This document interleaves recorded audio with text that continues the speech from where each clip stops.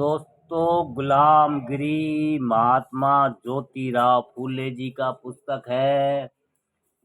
इसी श्रृंखला में उपलब्ध है। महात्मा फूले ने कहा, विद्या बिन मति गई। दोस्तों,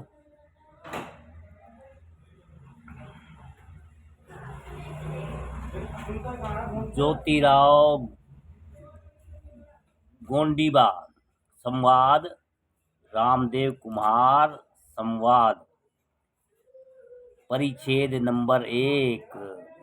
ब्रह्मा की उत्पत्ति सरस्वती और ईरानी या आर्य के संबंध में। गोंडीबा पश्चिम देशों के अंग्रेज, फ्रेंच और आदि दयालु सभ्य शासकों ने एकत्र होकर गुलामी प्रथा पर कानूनी रोक लगा दी है।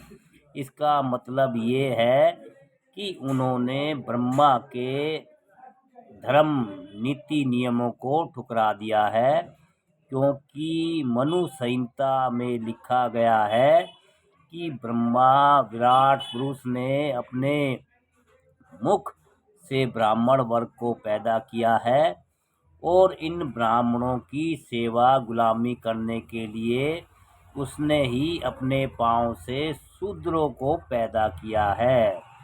ज्योतिराव अंग्रेज आदि सरकारों ने गुलामी प्रथा पर पाबंदी लगा दी है। इसका मतलब यह है कि उन्होंने ब्रह्मा की आज्ञा को ठुकरा दिया है। यही तेरा कहना है न? इस दुनिया में अंग्रेज आदि कई प्रकार के लोग रहते हैं। उनको ब्रह्मा ने अपनी कौन कौन सी इंद्रियों से पैदा किया है और इस संबंध में मनु संहिता में क्या क्या लिखा गया है। गोंडिया इसके संबंध में सभी ब्राह्मण यानी बुद्धिमान बुद्धिहीन यह जवाब देते हैं कि अंग्रेज आदि लोग अधम और दुराचारी हैं, जिनकी वजह से उन लोगों के बारे में मनु संहिता में कुछ भी नहीं लिखा गया है। गोंडीबा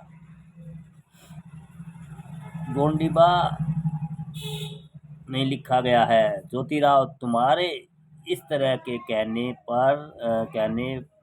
से यह पता चलता है कि ब्राह्मणों में अधम, नीच, दुष्ट, दुराचारी लोग बिल्कुल है ही नहीं। गोंडीबा, अनुभव से तो यह पता चलता है कि अन्य लोगों की तुलना में ब्राह्मण में सबसे ज्यादा अधम, नीच, दुष्ट और दुराचारी लोग हैं।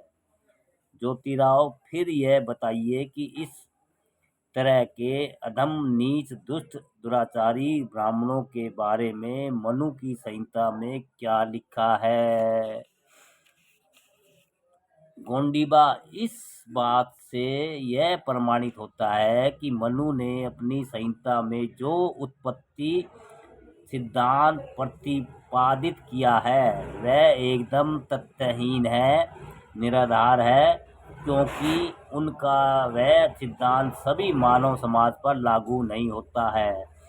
ज्योतिराव, इसलिए अंग्रेज आदि लोगों ने ब्राह्मण लेखों की बदमाशी को पहचान कर गुलाम बनाने की प्रथा पर कानून पाबंदी लगा दी। यदि यह ब्रह्मा तमाम मानव समाज की उत्पत्ति का सही कारण होता तो उन्होंने गुलामी प्रथा पर पाबंदी ही नहीं लगाई होती। मनु ने 4 वर्ण की उत्पत्ति लिखी है। यदि इस उत्पत्ति को कुल मिलाकर सभी दृष्टिकोणों से तुलना करके देखा जाए तो वह पूरी तरह से तथ्यहीन और निराधार ही दिखाई देगी। गोंडीबा, वह कैसे? ज्योतिराव, ब्राह्मणों का कहना है कि ब्राह्मण ब्रह्मा के मुख से पैदा हुए, लेकिन कुल मिलाकर सभी ब्राह्मणों की आदि माता ब्राह्मणी ब्रह्मा के किस अंग से उत्पन्न हुई? इसके बारे में मनु ने अपनी संहिता में कुछ भी नहीं लिखा है। आखिर ऐसा क्यों गोंडीबा? क्योंकि वह उन विद्वान ब्राह्मणों के कहने के अनुसार मूर्ख दुराचारी होगी, इसलिए फिलहाल उसे मलेच्छ या विधर्मी की पंक्ति में रख दिया जाए। ज्योतिराव, हम भूदेव हैं, हम सभी वर्णों में श्रेष्ठ हैं, ऐसा बड़े गर्व से हमेशा कहने वाले इन ब्राह्मणों को जन्म देने वाली आदि माता ब्राह्मणी ही है न? फिर तू उसको मलेच्छों की पंक्ति में किस लिए रखता है? उसको वहाँ की शराब और गोमांस की बदबू कैसे पसंद आएगी? बेटे, तू यह बड़ी गलत बात कह रहा है।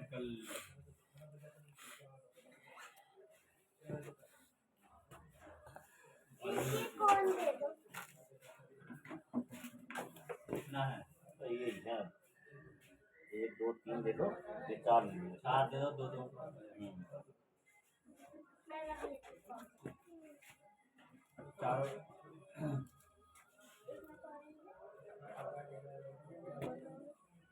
और क्या मांगी? और ये कौन? ये फटा हुआ का। छोड़ दे, तीन दो ले ले। मैंने दे दी, ये इसको ऐसे ले जाओ, बड़ा ही रहेगा, ले बस हो गया। नहीं, और जो क्या? अच्छा, एक मिनट।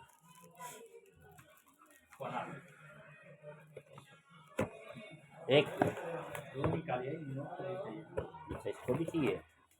ये तो लेती नहीं है, छोटी वाली तो मान जाती है। मान जाती है। यही तो शुरू करती है। हाँ, और क्या चाहिए?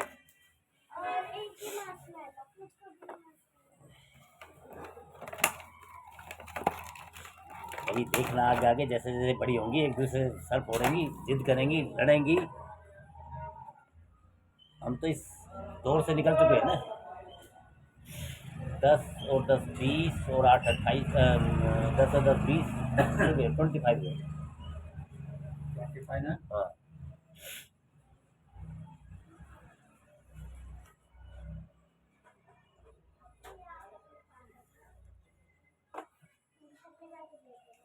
इसी में रख दूँगा।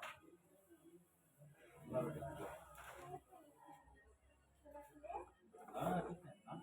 दोनों को तो सेम है।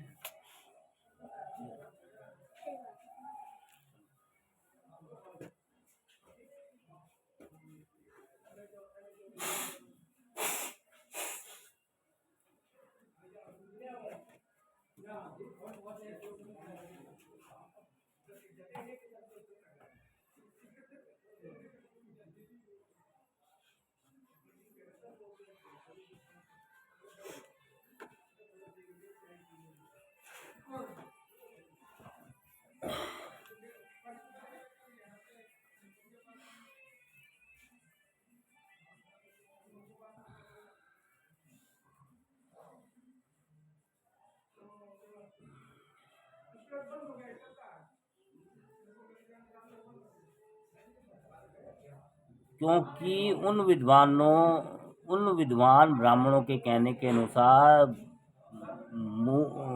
मूर्ख दुराचारी होगी, इसलिए फिलहाल उसे मलेच्छ या विधर्मी की पंक्ति में रख दिया जाए।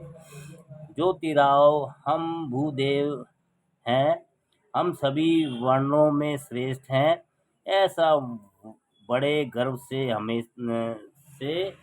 हमेशा कहने वाले इन ब्राह्मणों को जन्म देने वाली आदि माता ब्राह्मणी ही है न? फिर तू उसको मलेच्छों की पंक्ति में किस लिए रखता है?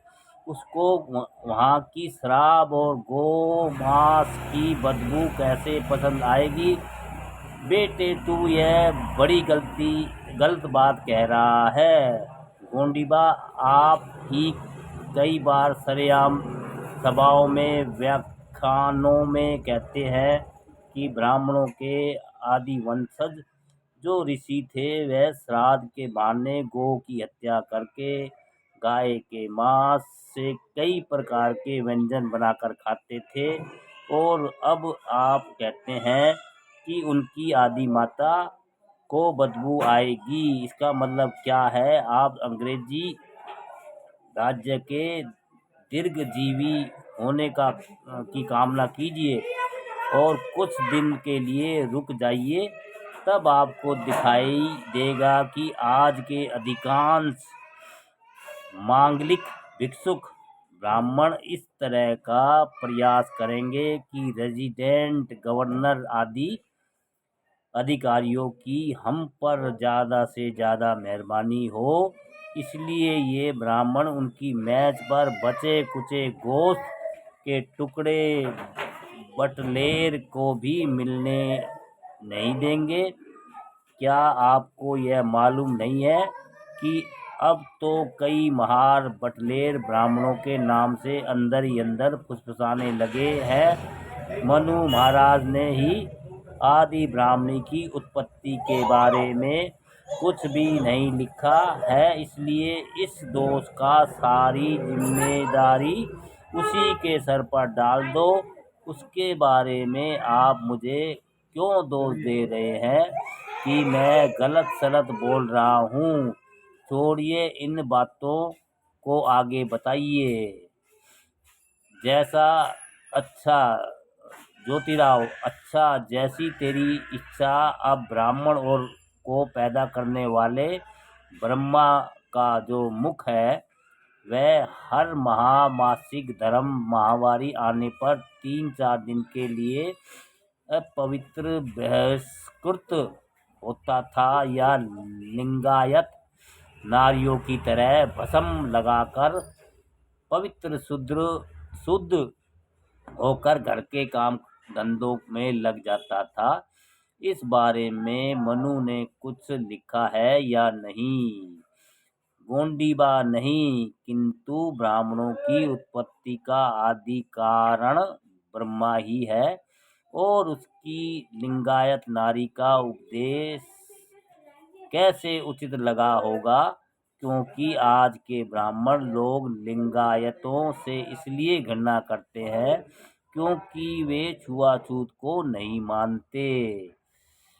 ज्योतिराव, इससे तू ही सोच सकता है कि ब्राह्मण को मुंह, बांधे जांघे और पांव, इन 4 अंगों को योनि, माहवारी, रजस्वला के कारण कुल मिलाकर 16 दिन के लिए अशुद्ध होकर दूर रहना पड़ता होगा। फिर सवाल आता है कि उनके घर का काम धंधा कौन करता होगा? क्या मनु महाराज ने अपनी मनुस्मृति में इसके संबंध में कुछ लिखा है या नहीं?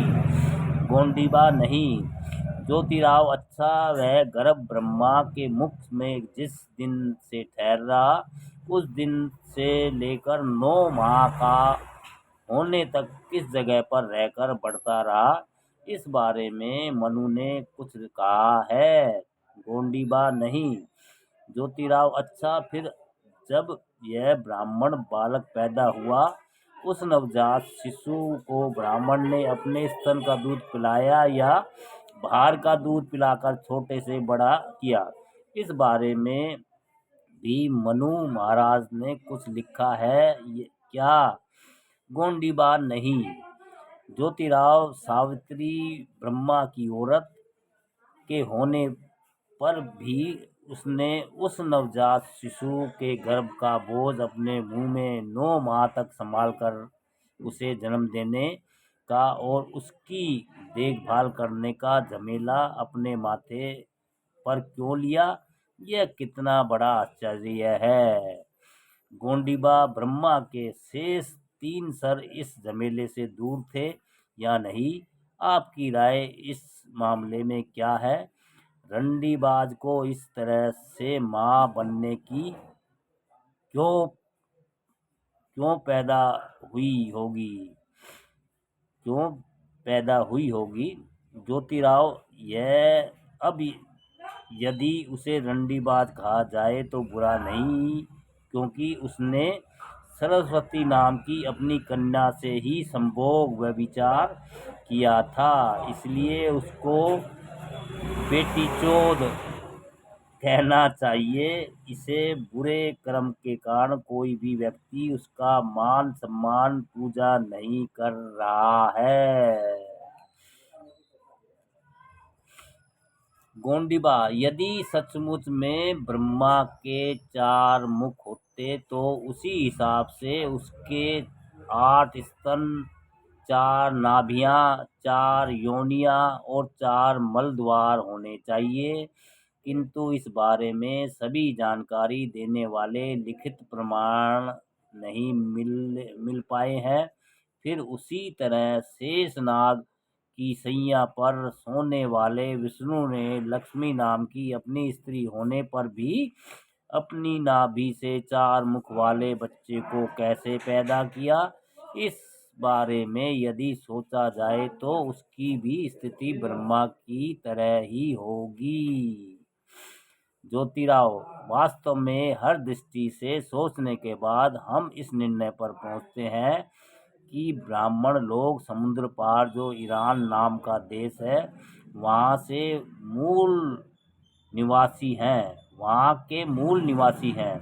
पहले के ज़माने में उन्हें ईरानी या आर्य कहा जाता था। इस मत का प्रतिपादन कई अंग्रेजी ग्रंथकारों ने उन्हीं के ग्रंथों के आधार पर किया है।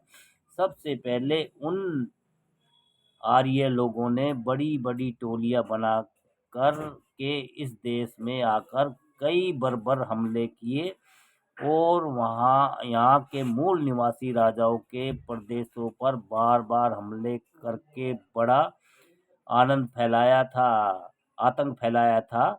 फिर वामन के बाद आर्य ब्राह्मण लोगों को ब्रह्मा नाम का मुख्य अधिकारी हुआ। वह बड़ा जालिम था। उसने अपने काल में यहाँ के हमारे आदि पूर्वजों को अपने बर्बर हमले में पराजित कर उन्हें अपना गुलाम बनाया। बाद में उसने अपने लोगों और इन गुलामों में हमेशा हमेशा के लिए भेदभाव बना रहे, इसलिए कई प्रकार के नीति नियम बनाए।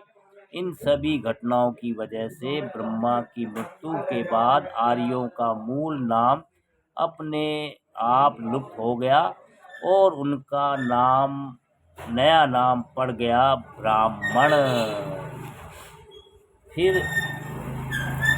फिर मनु महाराज जैसे ब्राह्मण अधिकारी हुए। उसने पहले से बने हुए और अपने बनाए हुए नीति नियमों का विरोध बाद में भी कोई न कर पाए। इस डर की वजह से उसने ब्रह्मा के बारे में कई नई तरह की कल्पनाएं फैलाई। फिर उन्होंने इस तरह के विचार उन गुलामों के दिलो दिमाग में ठूंस कर भर दिए कि वह बातें ईश्वर की इच्छा से ही हुई हैं। इसलिए उन्होंने शेषनाग सैया की दूसरी अंधकथा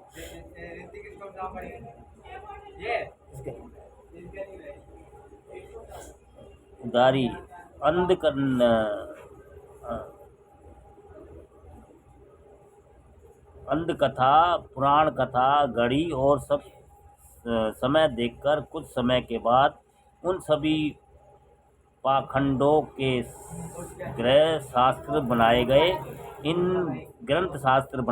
इन ग्रंथों के बारे में शूद्र गुलामों को नारद जैसे धूर्त, चतुर और औरतों में रहने वाले छिछोरे व्यक्ति द्वारा तालियां पीट कर उपदेश करने की वजह से यूं ही ब्रह्मा का महत्व बढ़ गया। अब हम इस ब्रह्मा के बारे में शेषनाग की सैया करने वाले के बारे में खोज करने लगे तो उससे हमें सदाम का भी फायदा नहीं होगा। बल्कि हम दोनों का यह कीमती समय व्यर्थ में खर्च होगा, क्योंकि उन्होंने जानबूझकर उस बेचारे को सीधा लेटा हुआ देखकर उसकी नाभि से 4 मुंह वाले बच्चे को पैदा करवा कर निकलवाया। मुझे ऐसे लगता है कि पहले ही औंधाचित हुए गरीब पर ऊपर से पाँव देने अब कुछ मजा नहीं है दोस्तों। गुलामगिरी महात्मा ज्योतिराव फूले जी का पुस्तक से ये सामग्री थी दोस्तों। आपको जानकारी अच्छी लगे तो वीडियो को लाइक कमेंट शेयर भी करें और नई जानकारी लीजिए दोस्तों। नमो बुद्धाय, जय भीम दोस्तों।